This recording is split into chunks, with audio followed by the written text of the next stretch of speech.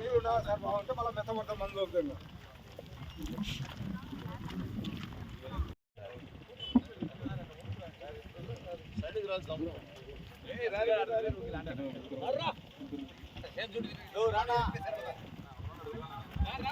మీరు కూడా రారే కనపడతారా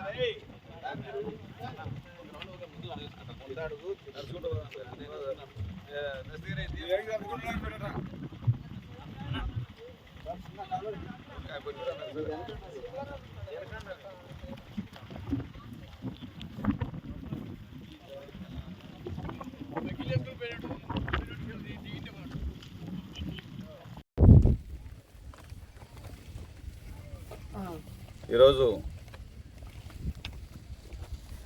ఈర్నపాడు గ్రామంలో ఈ యొక్క తెలుగంగ కాలువ కింద సాగు చేస్తున్నటువంటి రైతాంగం సమస్యలపైన ఇక్కడ తెలుసుకోవాలనే ఉద్దేశంతో ఈర్నపాడు గ్రామానికి రావడం జరిగింది.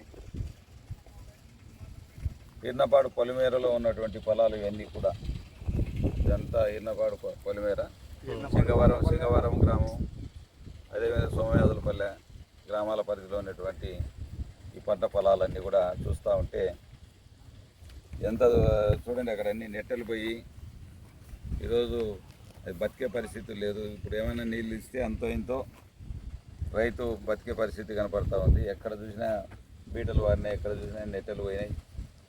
పొలాలు ఊరికి పచ్చగా కనపడుతుంది, కానీ ఇది ఇంకా 2-3 రోజుల్లో నీళ్ళు వదిలితే బతుకుతుంది తప్ప లేకపోతే ఇది బతికే పరిస్థితి లేదు. 1000 ఎకరాల్లో ఈ విధంగా పంటలన్నీ కూడా చూస్తూ ఉన్నాం. పంటలన్నీ దారింట కూడా ఎక్కడ చూసినా కూడా అవే కనపడతా ఉన్నాయి. రైతు కంట్లో కన్నీరు తప్ప వర్షపు నీరు మాత్రం చుక్క నీరు వచ్చే పరిస్థితులు కనపడడం లేదు. రైతు కన్నీరు పెడతా ఉన్నాడు. ఈరోజు కనీసం ఎకరాకు 15,000 రూపాయలు ఖర్చు పెట్టి ఈరోజు ఇప్పటికే 15,000 రూపాయల పైనే ఖర్చు అయింది ఎకరానికి.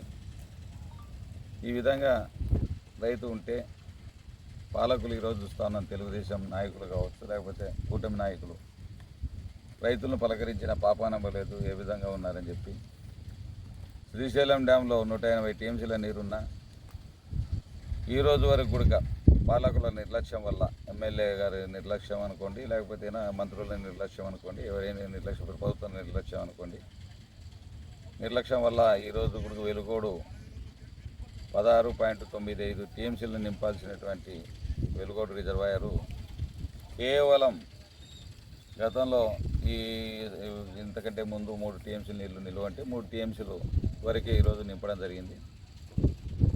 ఈరోజు చూస్తూ ఉన్నా. అక్కడే కాకుండా కేసీ కెనాల్లో కూడా తుంగభద్రలో ఈరోజు దాదాపు 60 టీఎంసీల నీరున్నా కూడా చుక్క నీరు వదిలిన పాపానవ్వలేదు. కనీసం పశుపక్షాదుల కోసమైనా నీళ్ళు వదిలిన సందర్భాలు మనం చూడలేదు ఈ ప్రభుత్వం వచ్చిన తర్వాత. ఈ దుర్మార్గమైన ప్రభుత్వం, రైతు వ్యతిరేక ప్రభుత్వం కనీసం ఇప్పుడైనా ఒక 4-5 రోజుల లోపల నీళ్ళు వదిలితే రైతాంగం బతికి కట్టగలుగుతారు. లేకపోతే వాళ్ళకు వరి కాదు ఉరే శరణ్యం, ఉరేసుకున్న రైతాంగం అంతా ఉరే శరణ్యం అని చెప్పి ఈరోజు ఘోషిస్తూ ఉన్నారు. ఎక్కడ చూసినా ఏడ్చేది ఒకటి తక్కువ అండి. ఈ పాలకులు మాటల వరకు, ఎలక్షన్ల వరకు ఓట్లు వేయించుకొని కనీసం ఒక పంటకైనా నీళ్ళు ఇచ్చిన పాపాన పోలేదు. జగన్మోహన్ రెడ్డి గారి హయాంలో మేము ఆ రోజు వర్షాభావ పరిస్థితులు కొన్ని ఇబ్బందిగా ఉన్నా కూడా వెలుగోడు రిజర్వాయర్లు 3 టీఎంసీల నీళ్ళు ఉన్నా కూడా నీళ్ళు ఇచ్చి రైతులను కాపాడిన సందర్భాలు ఎన్నో ఉన్నాయి. నీళ్లు లేనప్పుడు వారబంది పెట్టి కూడా నేను ప్రభుత్వంలో ఎమ్మెల్యేగా ఉండి కూడా నా నిరసన కార్యక్రమాలు డిడిఆర్సీ మీటింగుల్లో, జిల్లా పరిషత్ మీటింగుల్లో, ఇరిగేషన్ శాఖ మీటింగుల్లో ఎన్నోసార్లు రైతుల తరఫున నా గలాన్ని విప్పి ఎన్నోసార్లు నీళ్ళు ఇప్పించిన సందర్భాలు ఎన్నో ఉన్నాయి. పోయినసారి ఎండాకాలంగా 2 years బ్యాక్ పూర్తి స్థాయిలో కూడా వేసుకున్న పంటను కాపాడినాం. కనీసం వేడుకుంటా ఉన్నాం. ఈరోజు పాలకులను వేడుకుంటా ఉన్నాం, రైతాంగం అంతా వేడుకుంటుంది ఒకటే, మా పంటలను పరిశీలించండి, మా గొంతు తడపండి అని చెప్పి ఈరోజు లబోదిబోం అంటున్నారు. కాబట్టి ఇప్పటికైనా వెలుగోడు రిజర్వాయర్ను నింపాలి, ఖచ్చితంగా నింపాలి. కేసీ కెనాల్కు రైతాంగానికి నీళ్ళు ఇవ్వాలి. 180 టీఎంసీ నీళ్ళుంటే దాదాపుగా మనం పోతిరెడ్డిపాడు లెవెల్కి వచ్చేసరికి 120-130 టీఎంసీలు వాడుకోవడానికి అవకాశాలు ఉన్నాయి. కాబట్టి మనకు రావాల్సినటువంటి ఆంధ్ర వాటాలో ఖచ్చితంగా ఈ యొక్క నీటిని వదిలి, అదేవిధంగా వెలుగోడు నింపడమే కాకుండా సిద్ధాపురం ఎత్తిపోతల ద్వారా సిద్ధాపురం చెరువును నింపాల్సిన అవసరం ఉంది. తుంగభద్ర ద్వారా కేసీ కెనాల్ కావచ్చు, లేకపోతే ముచ్చుమారు మల్యాల ద్వారా కూడా రైతాంగానికి నీళ్ళు వదిలి కేసీ కెనాల్ రైతాంగాన్ని కూడా కాపాడుకోవాల్సిన అవసరం ఉంది. మేము ఈ ప్రభుత్వాన్ని నిద్రపోయినట్టు నటిస్తున్నటువంటి ప్రభుత్వాన్ని నిద్ర లేపేదాకా, గద్దె దింపేదాకా మేము పోరాటం చేస్తాం. గ్రామాల్లో తిరుగుతూ ఉన్నాం, అన్ని గ్రామాల్లో చైతన్యపరుస్తూ ఉన్నాం. ఈ నెలాఖరులోపు భారీ ఎత్తున 300 నుంచి 400-500 ట్రాక్టర్లతో రైతాంగాన్ని తీసుకెళ్ళి ఖచ్చితంగా వెలుగోడు రిజర్వాయర్ను ముట్టడిస్తాం, బనకచెర్లను కూడా ముట్టడిస్తాం.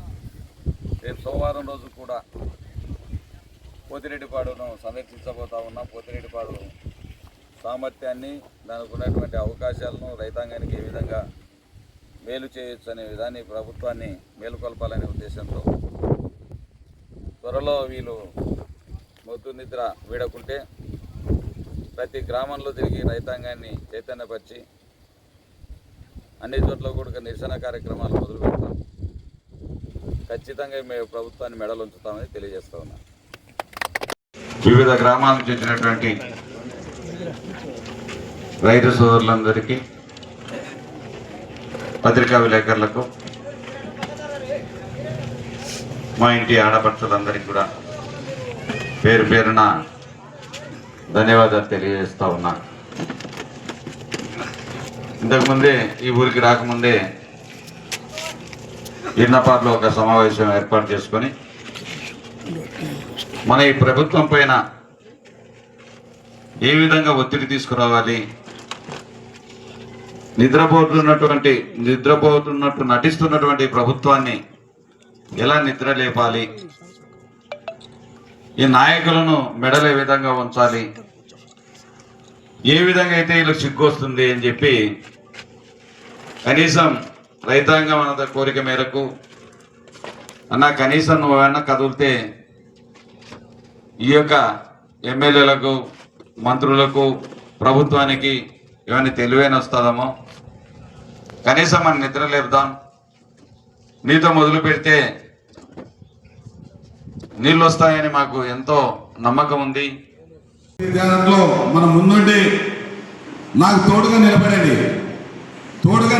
నాకు ఓట్ల కోసం కాదు అడిగేది.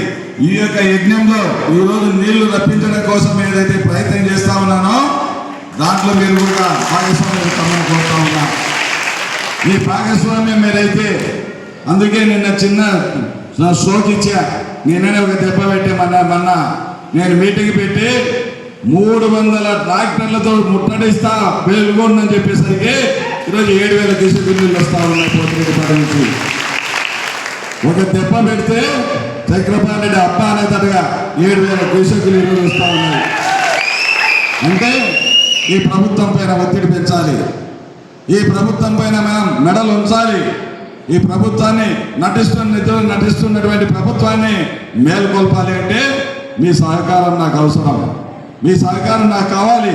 మీరు చేయాల్సిందల్లా నా తోడుగా నిలబడమని కోరుతా ఉన్నా. కాబట్టి ఈ యొక్క నిన్ననే 7,000 క్యూసెక్కులు